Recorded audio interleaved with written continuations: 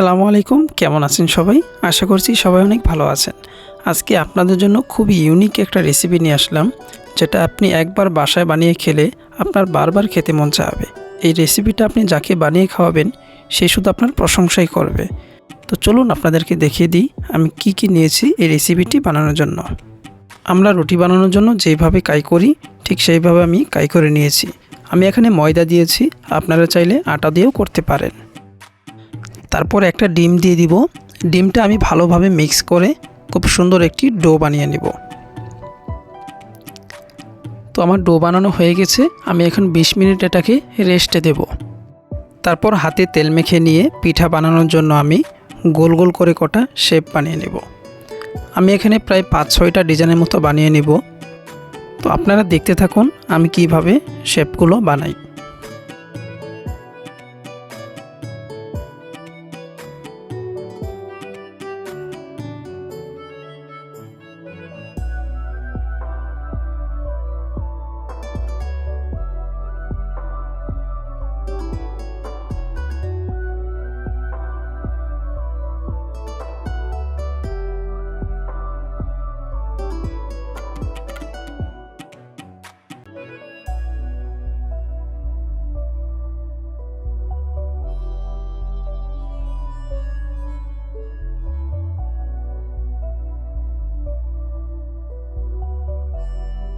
তারপর একটা ছুরির সাহায্যে আমি পিঠার ডিজাইনগুলো করে নেব।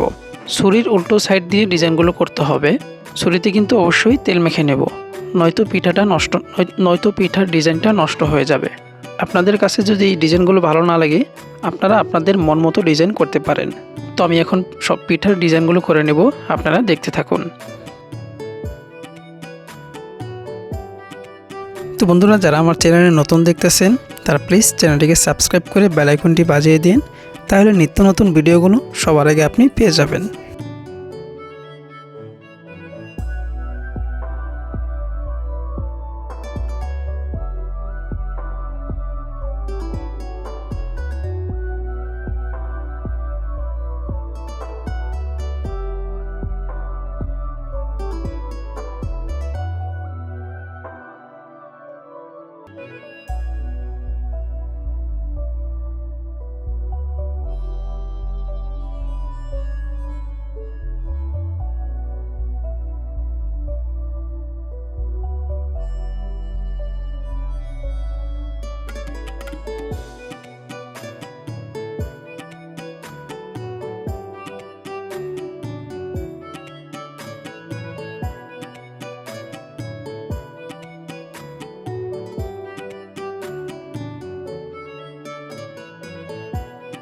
তো বন্ধুরা, দেখুন আমি এখানে বেশ কিছু পিঠার ডিজাইন বানিয়ে নিয়েছি, আপনারা আপনাদের মন মতো বানিয়ে নেবেন।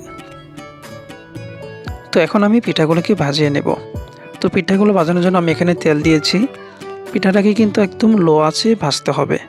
লো আঁচে ভাজলে তাহলে পিঠার কালারটা খুবই সুন্দর আসবে, কোথাও পুড়ে যাবে না।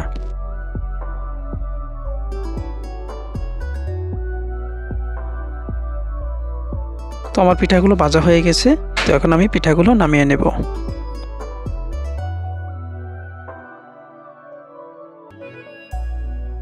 তারপরে একটা পাতিলে আমি দুধ বসিয়ে দিয়েছি। এখানে আমি দুধ দিয়েছি 1 লিটার আর পানি দিয়েছি 250 মিলি। 1 চামচ লবণ দিয়ে দিলাম, তারপরে দিয়েছি স্বাদ মতো চিনি। চিনিটা দেওয়ার পর তারপর আমি এখানে দিয়ে দিলাম তেজপাতা, এলাচ আর দারচিনি। তো এখন দুধটাকে খুবই ভালো করে জাল করে নেব। দুধটা জাল করা হয়ে গেছে, এখন আমি দিয়ে দেব পিঠাগুলো দিয়ে প্রায় 20 মিনিটের মতো আমি রান্না করে নেব।